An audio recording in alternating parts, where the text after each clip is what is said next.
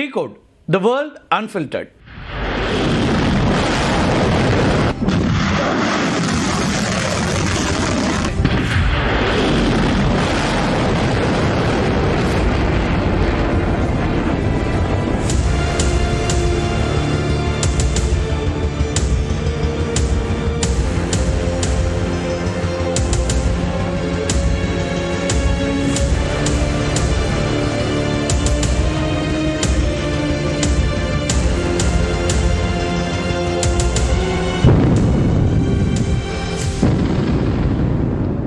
America மற்றும் Israel நாடுகளுடைய அதிநவீன வான் ஆயுதங்களுக்கு எதிராக ஈரான் ஒரு புதிய ஆயுதத்தை பயன்படுத்த தொடங்கியிருக்கிறாங்க. கியாம் 118 அப்படிங்கிற இந்த ஏவுகணையை பயன்படுத்த தொடங்கியிருக்கு. இந்த ஏவுகணை ஈரானுடைய இஸ்லாமிய புரட்சிகர காவல்படையால் உருவாக்கப்பட்ட அதிநவீன ட்ரோன் ஹண்டர் அப்படின்னு சொல்லலாம்.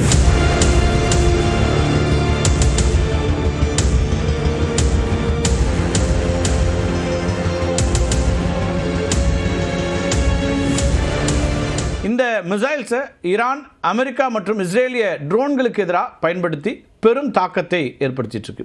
உலகின் மிகவும் சக்தி வாய்ந்த, அது மட்டும் இல்லாமல் விலை உயர்ந்த ட்ரோன்கள் ஒன்றான அமெரிக்காவுடைய MQ-9 ரீப்பர், இது ஈரானுடைய வான்வெளியில் கியாம் 118 மூலமாக சுட்டு வீழ்த்தப்பட்டதாக பாதுகாப்பு ஆய்வாளர்கள் தெரிவிக்கிறாங்க. இந்த ப்ராஜெக்ட் ரீப்பர் அப்படின்னு பெயரிடப்பட்டு கியாம் 118 மூலமாக MQ-9 ரீப்பர்களை ஈரான் தாக்கி அழித்து வருகிறது.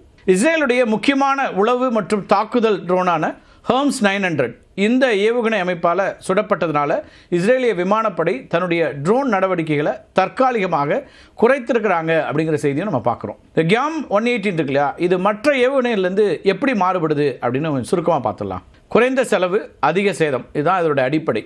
சுமார் 280 கோடி ரூபாய் மதிப்புள்ள ஒரு MQ-9 ரீப்பர் ட்ரோனை மிக குறைந்த செலவில் தயாரிக்கப்படக்கூடிய ஒரு கியாம் 118 ஏவுகணை அழித்து விடுகிறது. இது நவீன வான்போர் முறையில் ஒரு பெரிய மாற்றத்தை ஏற்படுத்தியிருக்கு அப்படின்லாம் சொல்கிறாங்க.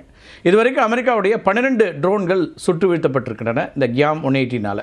இந்த ஏவுகணையில் இருக்கக்கூடிய மல்டிமோட் கைடன்ஸ் இருக்கு இல்லையா, அது எதிரி ட்ரோன்களுடைய வெப்பத்தையும் வடிவத்தையும் வச்சுட்டு மிக துல்லியமாக தேடி சென்று தாக்கக்கூடியது. இந்த ஏவுகணை RS-3 வகை லாரிகளில் பொருத்தப்பட்டிருக்கிறதுனால ஒரு இடத்துல இருந்து தாக்குதல் நடத்திட்டு உடனடியாக அடுத்த இடத்துக்கு போயிட முடியும். இதனால் எதிரி நாடுகளால் இந்த ஏவுகணை லான்ச்சஸ் இருக்கு இல்லையா, ஏவுதளங்கள் இருக்கு இல்லையா, இதை கண்டுபிடிக்கிறது ரொம்ப கடினம். ஈரான் தன்னுடைய முக்கியமான இடங்களான அணுசக்தி மையங்கள், அது மட்டும் இல்லாமல் இராணுவ தளங்களை சுற்றி இந்த கியாம் 118 ஏவுகணைகளை ஒரு பாதுகாப்பு வலை போல அமைச்சிருக்கிறாங்க. இவை கூட்டமாக வரக்கூடிய ட்ரோன்களை ஒரே நேரத்தில் தாக்கும் திறன் கொண்டவையாகவும் இருக்கின்றன.